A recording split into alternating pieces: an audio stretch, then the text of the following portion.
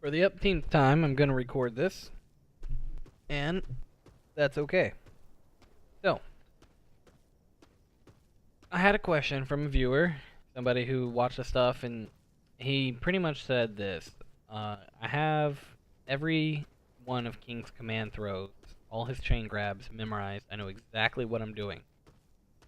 However, in match, oftentimes I will drop these chain grabs, especially Cobra Clutch, and I don't understand why. I know I'm inputting the grabs correctly, and sometimes they drop anyway, but the opponent also isn't breaking them. Can you help? Okay, so my answer is yes. And so I'll split this video into two parts.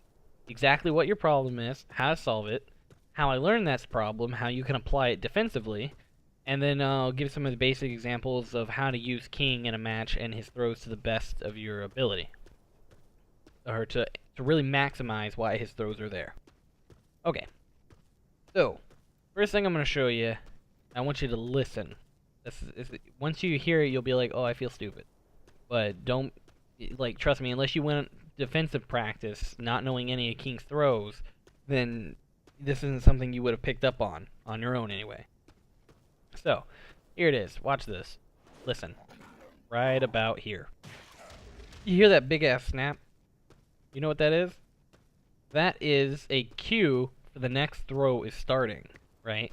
One, it does make the throw sound like a shit ton more badass, but mostly you can use it as a cue to know if you need to when to input the next one. I hear that, I input the next chain grab. I hear that, I input the next chain grab. I hear that, I input the next chain grab. I hear that, I input the next chain grab. And I fucking really don't know the rest of Cobra Clutch from there. That's my point there. So, when you understand that, every time you hear a big meaty big bang sound, then you know that that chain grab went through, they didn't break it, you need to put in your next break option. Defensively, this also your cue to tell you that you either missed the break window and inputted the right command, but missed the break window, which is always a possibility, so spam harder, nerd. Or you guessed wrong, which is more likely. You were spamming 1 as hard as you can, and they didn't break it because they've been putting in 2 this entire time, and you've just been sitting there eating it. So, 9 out of 10 Kings that you're going to face took the easy way out, and they just key charge like a madman, and they're assholes, right? They don't know what they're doing, they want to use King, but they don't want to put in the time to learn his stuff. And the funny thing is why even learn these? Why even do that if you're not gonna learn these? Because, like, you don't need any of his chain throws besides maybe his crouch dash ones. Which, if you can't learn that, you're playing the wrong game anyway. So it a little annoys me as a King enthusiast to have to deal with that. People who do that. I'm just gonna sit there and hit 1, and I break all. I've only encountered maybe 2 Kings ever since the game came out that knew how to mix me up with those throws. So it's really annoying to get hit by Cobra Clutch, and then you're like, oh, this guy's going to be badass, and then you just hit 1 out of curiosity, and you break it every time, no matter what. He just doesn't know what he's doing. He just keeps spamming it. That happens to me a lot in the game. So, use that sound cue to tell you, A, when you need to put in the next break option, and B, when you need to input the next break option to defend against it. Okay. So what I would then want to talk about is some people, quite a few, have asked me, I can't seem to get King's throws off safely in matches. I eat hop kicks for them. I eat, people sidestep them. They crouch them. How do I get his throws off? Well, my first opinion here is, if they're ducking your throws, amazing. That's exactly what your throws are there for. Your throws aren't there just to get, like, ridiculously good damage, though that is a plus from them. They're there because they're hard to break, because you can't visually see. So no matter how good you get at any of these, no matter how good you get at breaking throws, you can't visually distinguish most of King's throws. I mean, there is some examples where that's not true, where clearly that's a 2 throw, but this is a 1+2 throw. This is a 1+2 throw. This is a 1 throw. So Giant swing is mostly what you'll be using here. Everything else is going to have the arm extending forward, but giant swing is the exception to the rule, and that's why it's so good. Whereas T1 or Titty Twister is visually active, but it's quick, so they might not catch the two coming out. I often fail to grab it. And then I think you're... Oh god. And then you can mix it up with this. You can mix it up with this throw.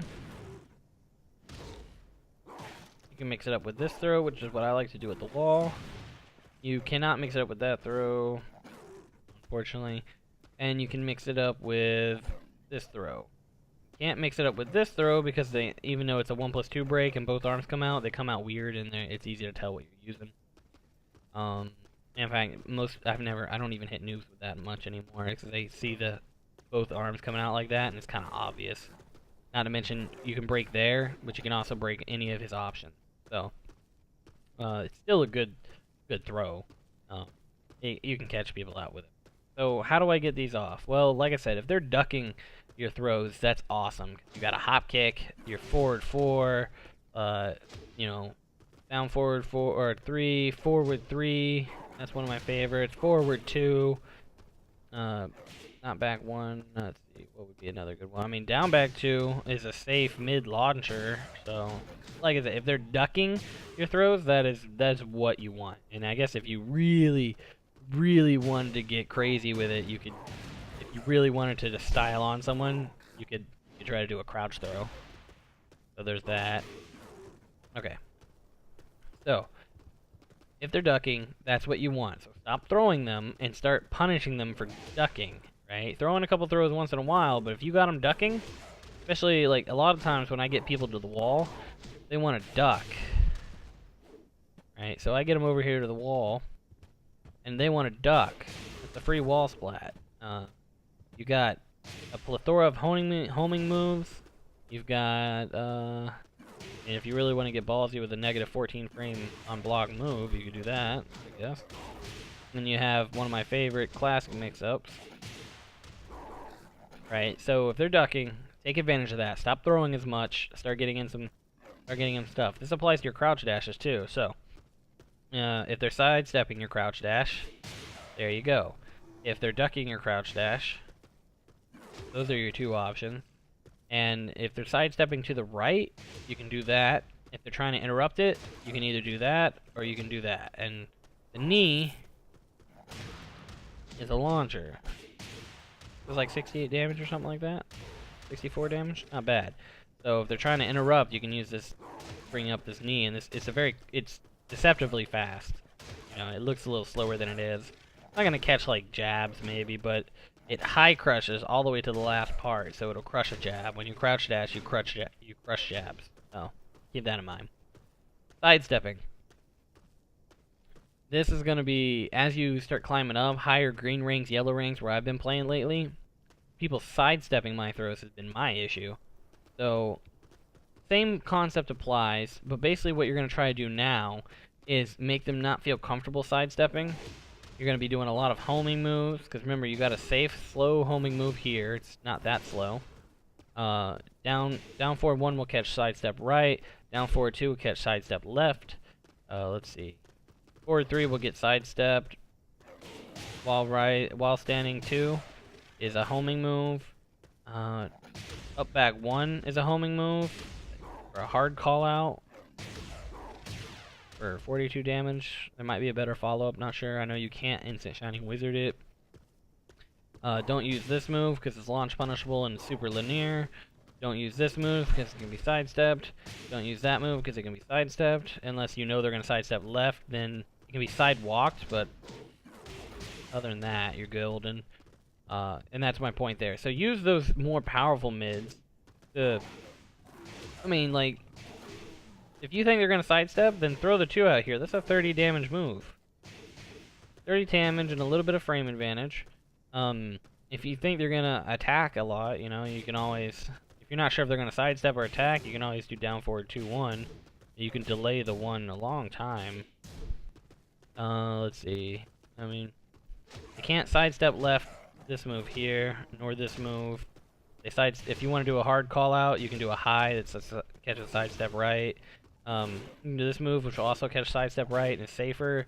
You can do this, which is hit confirmable, so it hit, finish it. You gotta do it quick. This is the tight one. That'll catch it, or you can just do if you don't want to hit confirm it, it discourages them from sidestepping because you're gonna keep catching them. You know, keep in mind that one of King's greatest things is he's got really good punishes. You can also, it's really risky because it can be sidewalked, but you can do 1 2 1 1 2 1 1 2 or something like that, whatever this is. You can also do crouch throws because if they sidestep as you crouch throw, you'll follow them a bit. I can't wave dash with King. I wish I could. I need to practice that. This move right here can get stepped pretty easily, but I think they have to sidewalk it. It's a little up close. It's really hard, but at a distance, it's much easier. You can also do this, which I think catches sidesteps. Not sure. Let's see. This doesn't. Don't use this to do it. I mean, up forward 3. I think catches sidestep left. For that. Forward 2, I think is more linear. I think you can step it in both directions. Not sure, but I normally step it in both directions, no problem. Yeah, that's about all. But so you use those very powerful mids to try to get them to stand still. Once you've got them afraid to go left, afraid to go right, afraid to duck, all they want to do is backdash. Now you can start pushing to the wall. So, you know, see if you'll notice something, when they block down forward 1. They lose ground. When they block down forward 4, they lose ground. Everything that you do is going to make them lose ground. So you let them block, back up, don't let them out. You know, you got to be mindful. Sidestep as you need to, as you see opportunities. Forward 1 is also great for catching steppers. Once you get their back to the wall and they can no longer backdash, or if you get close enough or you notice they're not doing a whole lot of movement, now you can bring the pain. Now you can... I said now you can bring the pain. I keep doing it wrong. That's the wrong command. That is also the wrong command. I don't know what's wrong with me. That's also the wrong command. I think it's this one. Oh no, God, I'm dumb. There it is. Now you can bring the pain. Now you can put them in what you really want, which is your chain grab mix-ups. So when you get them in that position, you can... Obviously, these are your 2 most damaging options. So there's, you know, a simple mind game to these that a lot of people don't know about. At least I don't face them very often. And I'll go ahead and give you a quick rundown and then end the video. Okay, so for this crouch dash, his 2+3... Then basically if you get hit with this, right before that point, you want to be spamming 1+2. Because it's his most damaging grab. People are, this is the one that's going to hurt the most, right here. And it gives good Oki too. Whereas this move, which I think I did wrong, I did. This is second most? I think it's his, yeah, I think that one's the second most. That one's the 1 break, or it could be the 2. It's too late. I don't remember. And then you also have. How do I do this throw? I don't use it much. I think it's. Oh yeah. Yeah, I remember now. There it is. I had to think about it for a minute. It's getting late. And then this one right here, which I think is actually his second most damaging. Yeah, okay. And that one's good because it gets side Oki, which I like. So when I get hit with those, I usually go for the 1+2. A lot of people will go for the most powerful one of the grabs the very first time they do it, thinking maybe you don't know what you're doing, or if you think they're a scrub, you might be hitting 1 when maybe you think they're doing the key charge way to do the command throws. So there's that. So when somebody does a crouch dash and I see it, I always do the 1. I always break 1. If they do the other crouch dash, I'd rather deal with that one than what can happen with this one. Obviously, we all know rolling Death Cradle is a shit thing to have to deal with. However, that's not why it's good. I mean, the reason that throw is so good, the one you should be defending against the most, is simply because not only is rolling Death Cradle really powerful, but so is Dragon Sleeper. And their third most damaging option is only 5 damage lower than Dragon Sleeper. So Dragon Sleeper does 70 with no rage, and I don't know the name of the throw, but I can just show you. This one right here will do 65. So this is a 2 break. Alright, and you're not really worried about this throw. I mean, it does 50. Doesn't really give good Oki. You fall really far away. They might be able to hit you with a down forward 4, run up maybe a forward 1. You know, the Oki there is not that scary. However, so I don't care about getting hit with that. So, depending on, as a match, as we play more sets, and I start getting an idea of my opponent's habits, if they hit me with this throw and I fall for it, I'm going to break 1/2, because that's going to stop both Dragon Sleeper and Rolling Death Cradle if they're going in that direction. If they catch on to me, I'm still probably going to break 1/2, simply because I'm too scared of those two options. I'd rather deal with 65 damage in crap Oki, or in okay Oki, or 50 damage in shit Oki, than deal with, you know, not 70 damage or 120 something damage and really good Oki. You know, that's my way I do it. I mean, you can do it any way you want. And then if I want to make a hard call out, then I'll break the 2. And if I fail to break the 1, and if they go to the Dragon Sleeper route, or if they go the 1/2 route, and I was breaking 2, when that happens, and remember, sorry, it's getting late, guys. Remember that on the sound cue, right? So if I'm breaking 2 and I hear this, I'm immediately starting to break 2 again, or I'm going to keep breaking 2. And the reason being is Dragon Sleep, or Rolling Death Cradle, is a 2 break. So I'm still gonna try to protect against this, because this is a round-ending throw. If you get hit by this, I mean, you're losing 75% of your. Yeah, fuck that. No one wants to get hit by 110 damage fucking throw. I'd rather take this 70 damage. Because comparison. Oh, shit. This is a comparison. I definitely want to deal with this. I'd rather eat that. That's like just a slightly more optimized combo worth of damage than, you know, if I fuck up. Like, I'd rather. I think the most I can compare it to is maybe this throw. Yeah. So, or that combo. So I'd rather do that. And for the other one, I'm gonna break 1/2, because that's the real big damaging 95 damage. The other one is like 60 and 65. So their Oki's still good though. So, you know, the rationalization here is, if you turtle up against King, he's going to start opening you up again with throws.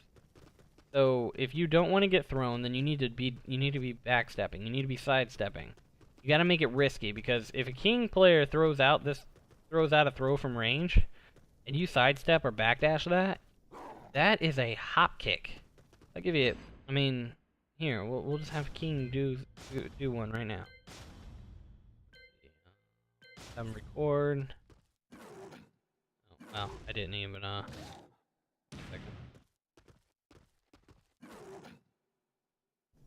Okay, so, I'm gonna play that. Boom. You know, oh, he dashed forward. Boom. Oh, he did. Oh, wow.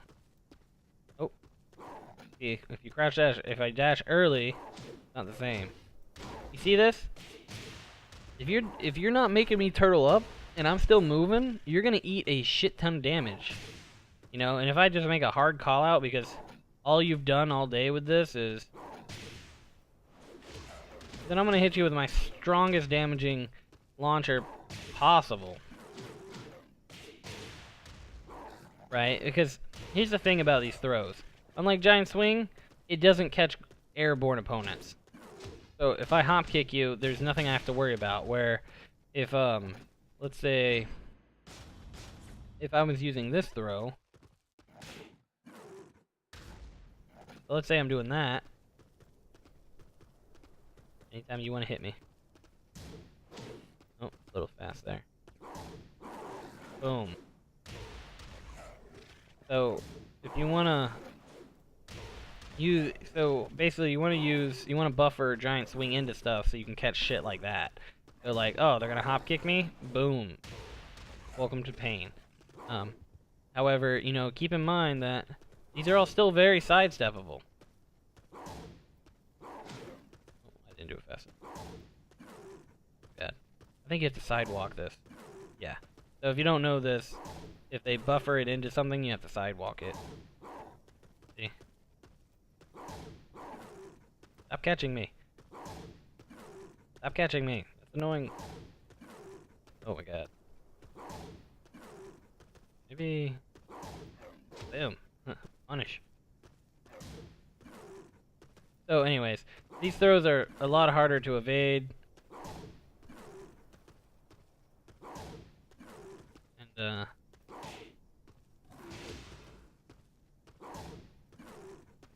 yeah, that's basically where I was going with that. So, keep that in mind as you force things out.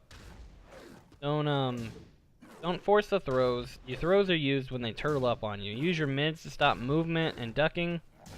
Your basic game plan is using all your very, very powerful mids to try to get them to hold still, so when you run up, you can get a crouch dash. And when they don't wanna do anything here because you're gonna homing move them. You know, they can't sidestep, they can't duck. You want to take these options away because remember, King has he doesn't have the best lows in the game, right? He's got two good ones that I'd recommend you use all the time.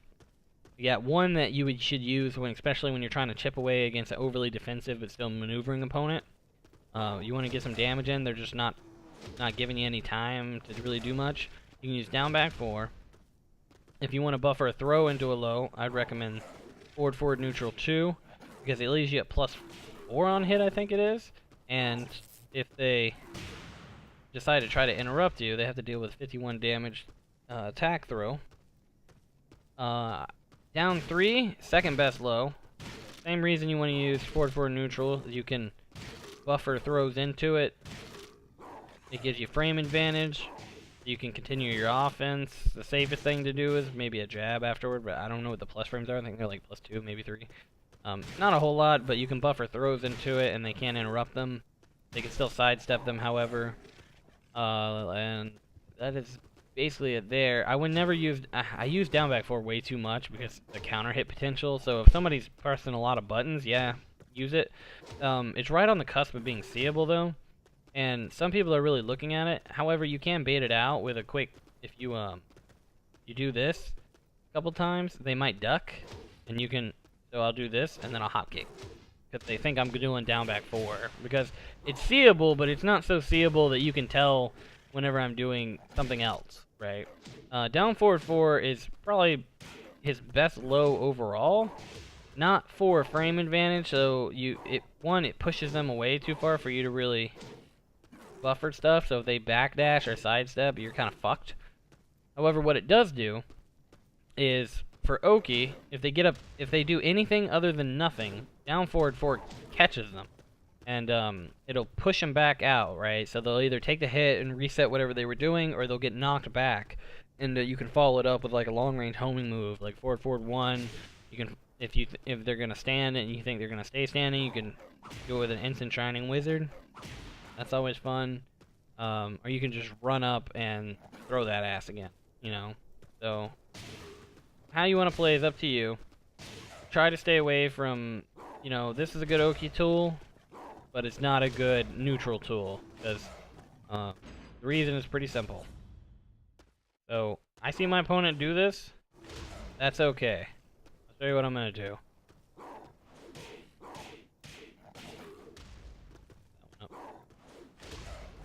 They have almost a full second to realize you're doing it and punish you pretty hard for it. Down forward 4 and run up with a homing move, or if they're at, like, you know, at rage or whatever, you can even hop kick them out of it. That's the funny thing. Now your airborne, you're gonna take less damage. So, like I said, it's a good Oki tool. I wouldn't use it for anything else, though. Just too much that can go wrong with that. Same with this move here, which is even worse. Because I'll show you.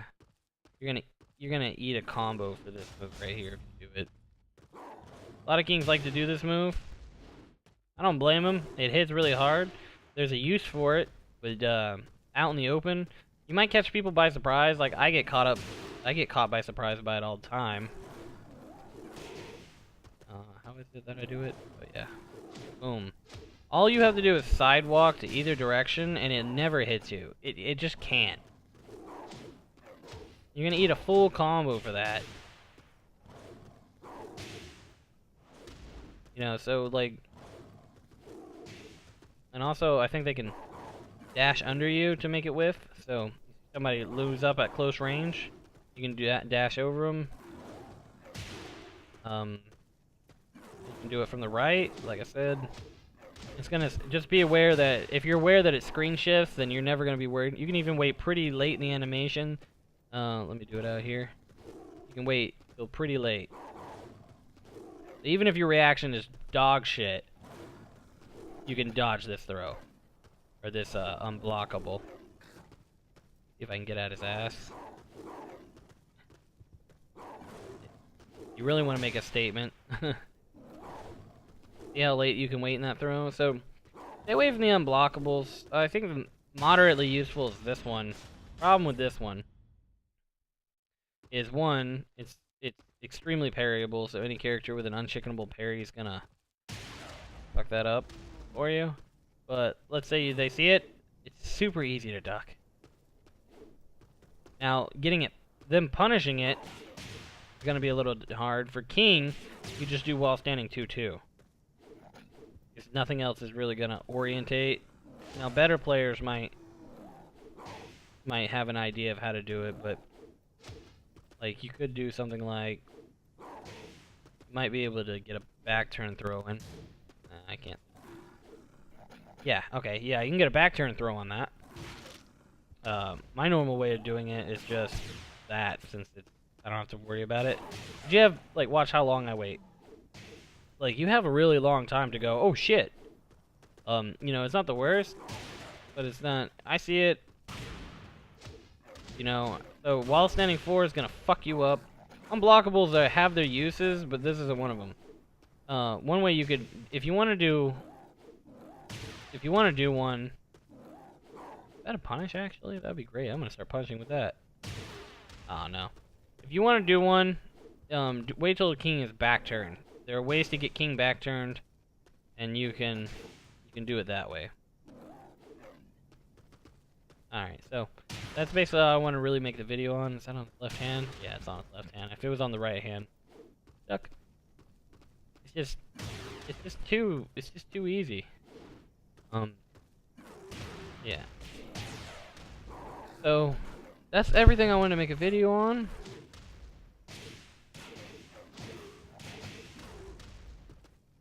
Any questions, comments, concerns anybody has, send me a message. Either you can put it in the comments. I'll read them. I read every comment, as I don't have that many subscribers, so not that many commenters, so it's easy for me to do.